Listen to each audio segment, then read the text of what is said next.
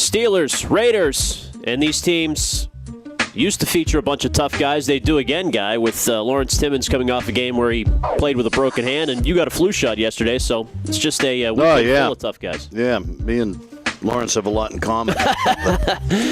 You didn't make 17 tackles last week, however. I worry about him this week, though. At what point in the game did he break it? Did we ever figure that out exactly? According to Ike Taylor on a special edition of the Ike Taylor Show last night, he didn't say and wouldn't tell the coaches until after the game he had it broke anyway. But, Timmons is kind of the quiet, unassuming leader of this defense and part of a group that's gaining momentum and confidence. And a rare challenge this week with Terrell Pryor and a running quarterback, a mobile quarterback. Well, I think actually with the linebacking position, as long as you can play with the pain, I think the only thing it might, if he has an opportunity for an interception, that's about the place where it would limit you, or bother you the most. Being able to grab a little bit. What worries me, Ken, overall is just the fact that, and really past history, I guess, shouldn't mean anything. They've never played well out there. I can think of, going out there and losing a playoff game and getting thumped about 1985 or whenever that was.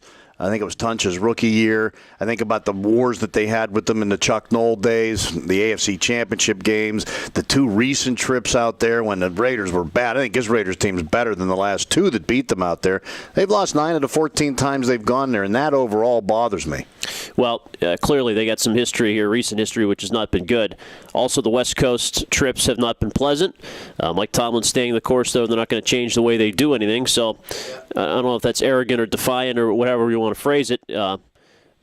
Players will deny that has an impact, and there's no excuse to be made. But there are a lot of things to be fearful of here. The Raiders off a bye week, and they do have some talent too. I think. I got some good news for you. The Raiders have lost 10 straight times coming off a bye. How about that? Okay. Well, there's your fact. Byes have not helped them at all.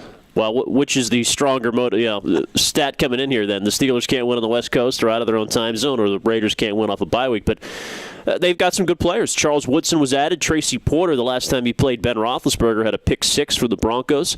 So they add those two pieces.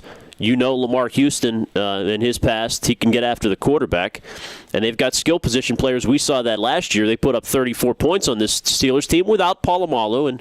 McFadden's banged up. I think he's got a hamstring issue. I don't know that you're going to see the full brunt of him. Their offensive line is a mess right now. The last time out against Kansas City, they couldn't protect Pryor at all. He was sacked 9 times. He threw 3 interceptions. He'd been pretty clean a couple of games before that. And the Steelers don't have the defense that Kansas City does right now, but I still think there's an area to lick your chops there at some of the stuff going on with the Raiders up front. There is. That was on the road, but this will be home. But I expect a lot of Steelers fans there. There always is, especially on the West Coast, Steeler Nation, and displaced or traveling, whatever the case may be. If they win this game, Guy, and get to 3-4, what does it mean for the team? And if they lose and go to 2-5, what does it mean? Well, I think if they lose, they're really, really in trouble. They'll obviously be in the most trouble they've been. I mean, you're almost halfway through the season now, 3 games under 500. The key is, the first thing you got to do is try to make the playoffs, try to do some damage in the division, and the Bengals are going to be at worst 2.5 games in front of you if you lose the game. If you win the game, you're going to be tied with Baltimore. They have a bye. I fully expect the Browns to lose this week, so you're probably going to be, a half game behind them, or no, you'd be tied with Baltimore.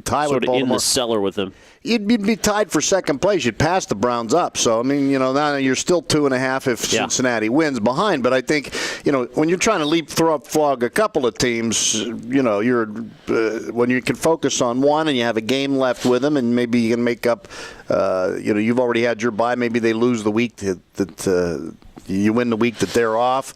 So, I think it's pivotal. And I think when you start the season 0-4, pretty much every game becomes a must-win, unless you win 10 in a row or something. You can't. There's no margin for error anymore. You can't lose. Almost every team, every year loses to a team. You're like, how in the heck did they lose to Minnesota? Or how in the heck did they? And almost every year you win a game, you're like, geez, how did they go to? Fill in the blank. The hot team. How'd they go to Denver and win that game? Denver finished 14-2. That kind of stuff happens every year, but you can't have any more of it happen now. They've lost 4. You've used them up. Yeah, used up your mulligans. The jokers are gone. Yeah.